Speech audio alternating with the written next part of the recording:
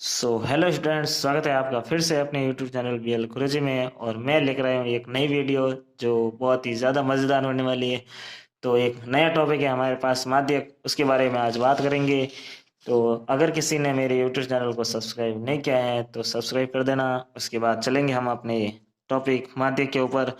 माध्यक हम दो प्रकार से ज्ञात कर सकते हैं। जब हमारे पास एक दिया होता है वर्ग अंतराल, और एक आता है तुम्हारे पास दूसरा बिना किसी वर्ग अंतराल के, बिना वर्ग अंतराल। तो दो तरीके हैं हमारे पास। ये तरीका है वो हमारे सूत्र के द्वारा सरल होता है, और यह जो तरीका है वो सीधे सीधे हमें राशि दे रखी होती है, या फिर हम कह सकते हैं कोई भी आंकड़े दे रखे होंगे। तो जो हमारे सवाल बनते हैं वो सबसे ज़्यादा यहाँ से कवर होते हैं। और ये जो सवाल है वो 1 नंबर के आते हैं यहाँ से, और बाकी जो सवाल है यहाँ से वो 3 नंबर के या फिर 4 नंबर के प्राप्त होते हैं। अब जो 1 नंबर के सवाल है वो ज़्यादा थोड़े कठिन माने जाते हैं, लेकिन अगर आप मेरे साथ इस पूरी वीडियो में लास्ट तक बने रहे तो आप बाद में ये नहीं कहोगे कि ये जो सवाल है वो कठिन है। तो हम इसके दो तरीके पढ़ेंगे। एक होता है लंबा मेथड और एक होता है शॉर्ट मेथड। तो शॉर्ट मेथड है वो हमारे डायरेक्ट आंसर का पता लगाने के लिए होता है, और लंबा मेथड हमें सिर्फ सीधे के सीधे प्रोसेस से चलना होता है। और आप जानते हैं कक्षा 10 में प्रोसेस को ज़्यादा मायने रखा जाता है। तो मैं बताऊंगा कि अगर कोई भी हम जैसे एग्जांपल ले लेते हैं, जैसे कि 2, 4, 6 या 3, 1, 2, 4 ऐसे कोई सवाल आ जाता है, तो इसमें जो पर्सन आएगा वो सीधा बोल देगा कि माध्यक ज्ञात कीजिए, माध्यक ज्ञात कीजिए। तो आपको करना क्या है, ये दो तरीके से होता है। अगर आपके पास एक दे रखी है सम संख्या, एक दे रखी है फिर विषम संख्या। सम और विषम कैसे, आपको देखना है कि जितनी भी संख्या है, जैसे कि 1, 2, 3, 4, 5, 6, 7, सात क्या होती है, एक विषम संख्या होती है। सात क्या होती है, एक विषम संख्या। तो जब सात विषम संख्या प्राप्त होती है तो उनका एक अलग सूत्र बनता है, और जो सब संख्या प्राप्त होते हैं तब उसका एक अलग सूत्र बनता है। अब एजीएस किसको माना जाता है, एजीएस को माना जाता है सम संख्या को। आपको करना क्या होता है, सीधे सीधे से आरोही क्रम में लिखा जाता है, आरोही क्रम, या हम कह सकते हैं अवरोही क्रम। दोनों में से किसी एक क्रम में रख देना है आपको। ठीक है, उसके बाद क्या करना है, आपको संख्या को व्यवस्थित करना है। जैसे कि आरोही क्रम क्या होता है, बढ़ता क्रम होता है। संख्या को पहले छोटी आती है, फिर बड़ी आती है, फिर उससे बड़ी, फिर उससे बड़े।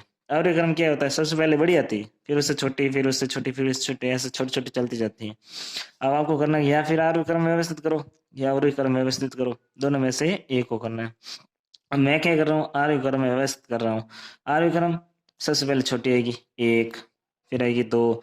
अब यहाँ 2 लिखा है, यहाँ भी 2 लिखा है, तो आपको भी क्या करना है, 2 यहाँ लिखा है, 2 वापस लिखना है। ऐसा मत करना है कि 2 लिखा हुआ है तो हम बाद में वापस 2 नहीं लिखेंगे। आपको जरूर जरूर लिखना है, क्योंकि आंकड़े पूरे के पूरे गिने जाते हैं। ठीक है ना। फिर आता है देखो 2 के बाद 3, 4, 4 2 बार है तो 4 को 2 बार लिखोगे। फिर आता है 6।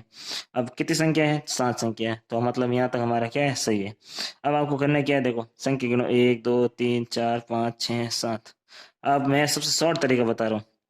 आपको क्या करना है, बीच वाला पद देखना है। यहाँ से भी बराबर संख्या होनी चाहिए, यहाँ से भी बराबर संख्या होनी चाहिए। जैसे कि 3 यहाँ भी है, 3 यहाँ भी, जो बीच वाला आता है वो हमारा क्या हो जाता है, आंसर।